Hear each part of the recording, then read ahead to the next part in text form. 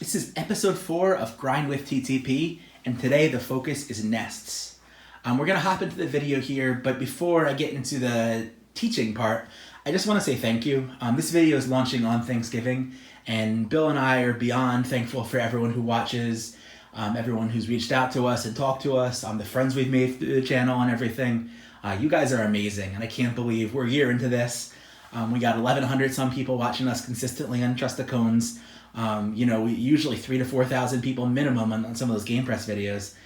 It's just tremendous. So we thank you all so much, and it's been an awesome ride. Enough sappy stuff. Let's get into the content.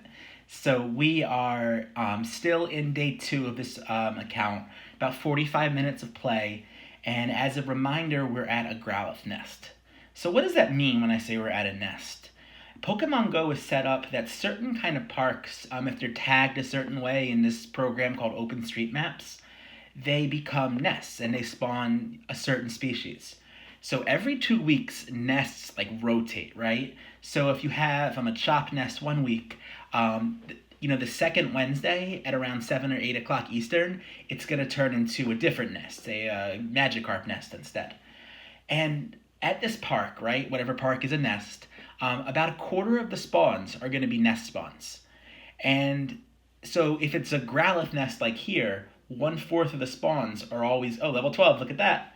1/4 of the spawns are always going to be Growlithe. The different spawn points may be Growlithe sometimes, may not be Growlithe other times, but in general, if you stay there the entire 2 weeks, you get about 25% nest spawns.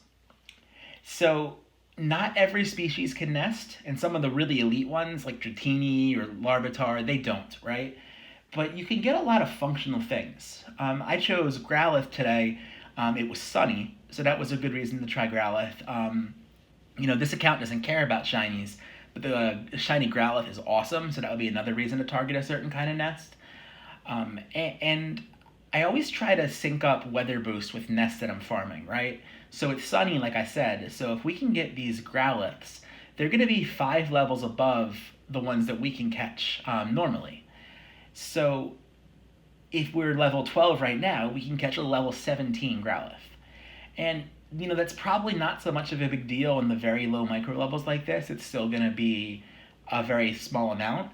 But at the same time, when we're level 25 and we're catching level 30s in the wild, that really helps us on our process to do rates.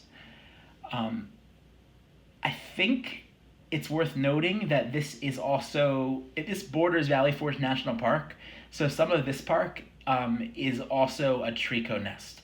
So that's why sometimes you see a lot of Growlithe and other times you see a lot of Trico. We see a lot of Pinsir, that's because of the event right now. So even when there's an event, right, about a quarter of the nest spawns are still going to be, the nest species. Let's look at a really good tool that we have, to find nests. This is the SilphRoad.com, and this is the Nest Atlas that they have. This is a user-generated site where trainers, or travelers as they call it on Silph Road, from all over the world can report nests. So in this case, someone reported a Swinub nest. There's going to be 4 Swinub spawns here on average, and most people stay here about 30-some minutes. So this is probably a pretty small nest. I think in general you'd want to target one that was bigger. But if you really wanted Swinubs, you want your Mamoswine to be ready when you can evolve it, you could go to this park and find the nests. So as we scroll down here, you can see that it's been different nests in the past as well. And that's that every 2-week rotation that we're talking about. So people report their nests here. You can also possibly Discords and Facebook groups and things like that keep track of nests as well. So those are other places you can go to, find that information. The Silph Road is nice though because pretty much wherever you are in the world, someone's updating it. We got some nifty filters, so now I'm going to filter by just the Gen 1 nests. Let's say we're looking for a Kanto badge for the Mew Quest. This is a good way to help find it. So this is a nice little nest here. I don't really need Vulpix for any reason, but 9 in half an hour or so is excellent. It's a good spawn rate. This right here is a Rhyhorn nest. So this is only a single spawn point. Some nests are that small that they're only a single spawn point. So I wouldn't go out of my way to travel for a nest like this, but at the same time, if I really needed Rhyhorn or I lived pretty close to this, I'd maybe make my little drive home past this nest every time and hope that there was a Rhyhorn there. Rhyhorn's one of those nesting species that I think you're going to really want to target. So as we look here, one of the things you can do is actually sort by species. So if you want to look for Machop or Rhyhorn or one of the other really good nesting species, you can find the closest one to your house. Everything I checked for in this video wasn't actually in my range, so it doesn't really help very much, but you get the idea. So this nest that we're at now is just absolutely spectacular. If you look around at my screen when I'm not getting bug badges, you'll notice that there's 3 Growlithe on screen, and that's pretty much how it was a lot of the day, where wherever I would go, there'd be so many Growlithe all around. And that's the mark of a really good nest. Like I said, I didn't even do the 2 biggest clusters because of the way my loop ended up going. So I could actually gotten a lot more if I wanted to. So if you have a nest like this, either by your house or within a small drive, these are the type of nests you're going to want to target. When they have a good species, you can really gain a lot of candy really quickly. When they're a bad species, it's a little bit of a letdown, but we'll talk about in a few minutes how even the worst species may not be that bad. So look in here, I have the Rhydon on the nearby. Huge apologies for how slow my phone is running right now. At this point, it was charging and it was also very cold, so the iPhone's not doing too good here. So that is what's happening. So I see the Rhydon on my nearby and I'm super excited to catch it. That's a cool species. It's boosted. It's sunny, so it's weather boosted. But I don't want to catch it quite yet. And the reason why is I want to make sure that I'm level 13 before I catch it. So I'm level 12 now. I'm going to spin this stop. And you see that I become level 13. There's no animation yet, but since I'm level 13, now I can go and catch this. And it's potentially one level higher than it could have been 10 seconds before. Really not a big difference between, a max of level 17 or max of level 18. But it's the kind of thing that we should think about when we're doing efficient play. This Rhydon is not that big. It's something I can use. So now the animation for level 13 is happening now, but I actually hit the level a little bit earlier. So watch that bar in the bottom left corner to see where you actually are, as opposed to just waiting for the animations. So getting back to nests a little bit, the nest by my house right now is Girafarig. It's a very good nest. We looked at it in the first video about Magikarp. I guess it was Execute at that point. It becomes Magikarp a little later on. So when we're in an Execute nest or something like that, it's awesome and we're getting all kind of candy.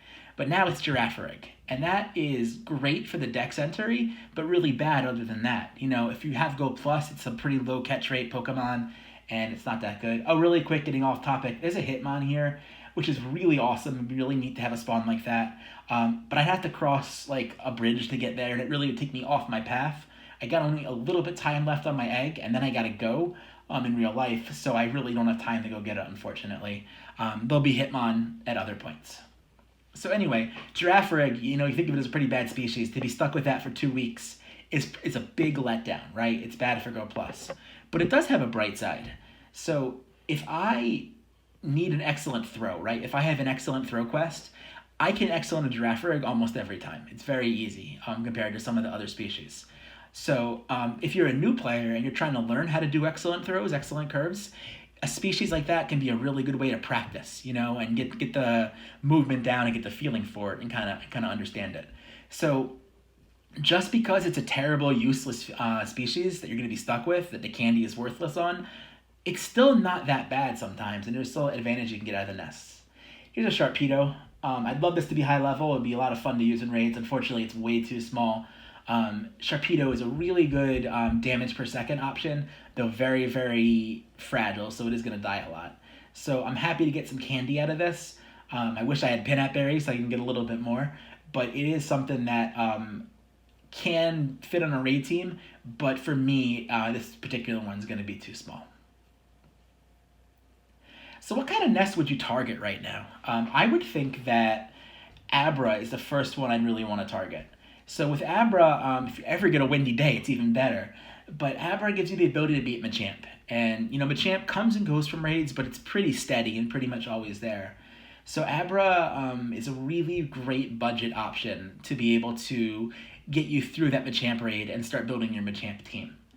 Another one is Rhyhorn. We mentioned it a little bit earlier in the video. Rhyhorn becomes Rhyperion, or Rapirior, I don't know what the heck it's called. You know what I mean. It has the Evolve in Gen 4. And if you can get a few of those, that can really help you in some raids where you need ground attacks, or if you need stone attacks if you don't have your Legacy Tyranitar with Smackdown. So there are options, there are things you can get that are not necessarily tier 1, but still really helpful.